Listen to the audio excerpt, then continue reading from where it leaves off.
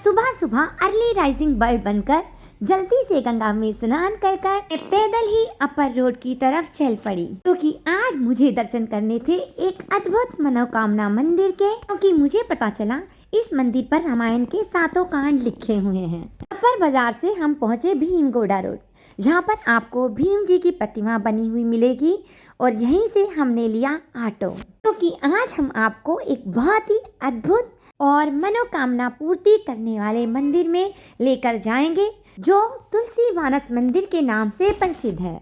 हरिद्वार में ये मंदिर सप्त सरोवर रोड पर स्थित है।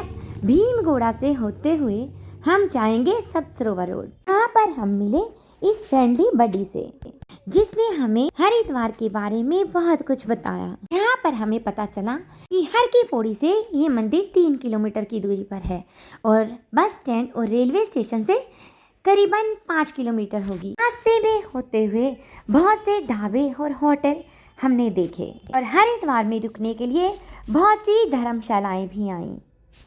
सप्त सरोवर रोड, जो कि हरिद्वार में मंदिरों के लिए प्रसिद्ध है, इसमें पहले शीश महल राम मंदिर आएगा, फिर हनुमान धाम के दर्शन होंगे, उसके बाद इंडिया टेम्पल आपको देखने को मिलेगा, जो कि एक अद्भुत गुफा मंदिर है। हरिद्वार आकर हमें बहुत शांति मिली, और यहाँ का मौसम बहुत खुशगवार है, और बातों बातों में पता ही नहीं चला कि कब हम पहुँच गए हमारी डेस्टिनेशन, यानी कि मनोकामना पूर्ति टेम्पल श्री तुलसी मानस मंदिर में। हाथ देखते ही ये मंदिर बहुत ही भव्य बना हुआ था, इसे श्री तुलसी मानस मंदिर बोलते हैं। और यहाँ आते ही बाहर हमें घंटे की ध्वनि सुनाई देने लगी।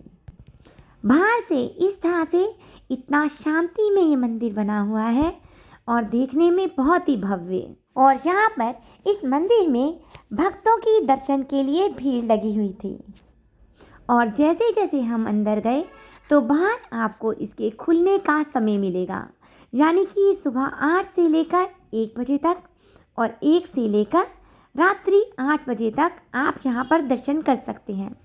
और आते ही बाईं साइड आप प्रसाद ले सकते हैं, जो कि बादाम का था, और राइट साइड आपको मिलेगा ये शिव मंदिर, जिसमें आप शिवलिंग के दर्शन कर सकते हैं।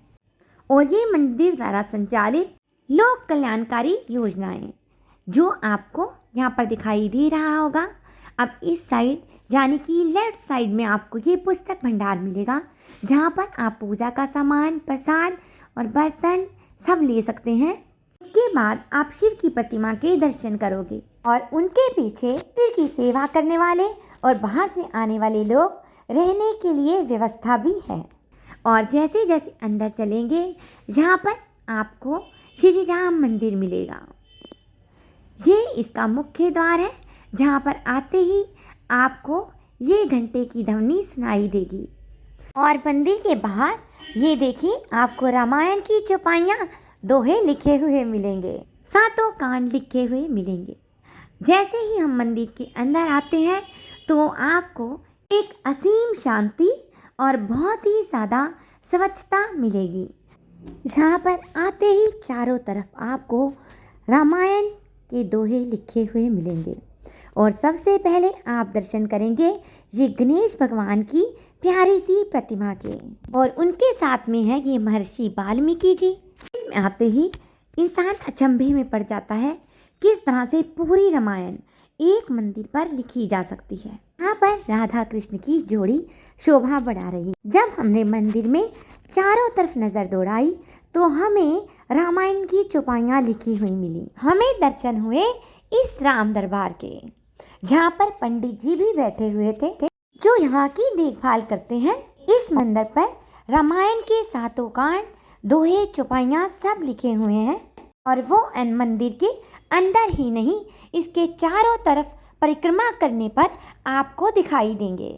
आगे ये दुर्गा माता की प्रतिमा हमें दिखाई पड़ी, जो बहुत ही सुंदर थी। और जब भी आप हरिद्वार आए तो इस मंदिर के दर्शन जरूर से करें। पर तुलसीदास जी की प्रतिमा थी, साथ ही में हनुमान जी विराजमान हैं, क्योंकि जहाँ पर राम जी होंगे तो हनुमान जी के दर्शन तो होंगे ही।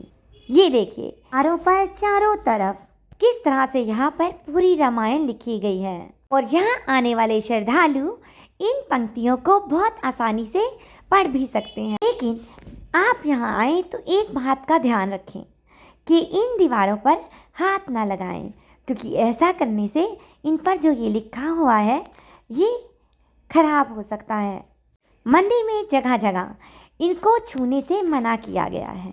और ये देखिए नीचे से ऊपर तक किस तरह से रामायण के चौपाइयाँ इस मंदिर में लिखी हुई हैं। किसी ने बताया ऐसा सिर्फ एक मंदिर और है। और अब हम मंदिर की परिक्रमा करने जा रहे हैं, जिसमें आप देख सकते हो किस तरह से रामायण का एक एक चौपाई आप पढ़ सकते हैं। मंदिर के चारों तरफ इन्हें स्पर्श ना करने की नोट लिखा हुआ है। और इस मंदिर की साफ सफाई का बहुत ज़्यादा ध्यान रखा जाता है। इस मंदिर का महत्व इसलिए भी है क्योंकि यहाँ पर हम रामायण के दोहे पढ़ते हैं और ये मंदिर में अगर आप मनोकामना मांगते हैं तो आपकी मनोकामना पूरी होती है। मेरी पूरी कोशिश है कि मैं आपको इसके दर्शन सही से करवाऊँ। और ये देखिए ये रामायण के चौपाइयाँ किस तरह से इस पर आप बहुत इजीली पढ़ भी सकते हैं। जी हम मंदिर की बैक साइड में आ गए हैं, जहाँ पर आप सभी सुविधाएं देख सकते हैं, क्योंकि यहाँ पर रहने की भी व्यवस्था है।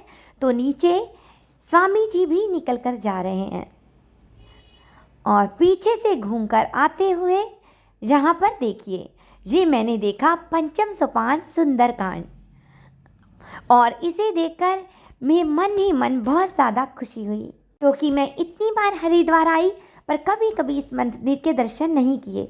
और इस बार जब मुझे पता चला तो मैं इस मंदिर के दर्शन किए बिना नहीं रह पाई। अपनी परिक्रमा पूरी करते हुए हम वापस मेन गेट की तरफ आ गए हैं और यहाँ पर मैंने देखा गरुड़ जी महाराज नीलगिरी पर्वत पर काकभुशुंडी से राम कथा सुनते हुए दिखाए गए हैं। अब हम मंदिर के आगे की तरफ आ चुके हैं, जहाँ पर आप नीचे यहाँ से सब आसानी से देख सकते हैं। ये मंदिर का मेन गेट है और नीचे हम ये शिव जी के दर्शन कर सकते हैं। और पीछे यहाँ पर रहने की व्यवस्था है और गाड़ी के लिए पार्किंग भी बनी हुई है। और मंदिर के राइट साइड में एक प्यारा सा शिव शंकर भगवान का मंदिर है, जिसमें कि शिवलिंग पर आप जल चढ़ाकर इनके दर्शन कर सकते हैं। हमें पंडित जी ने बहुत अच्छे मंत्र पढ़े और हमें आशीर्वाद दिया और हमने मनोकामना पूर्ति की प्रार्थना की।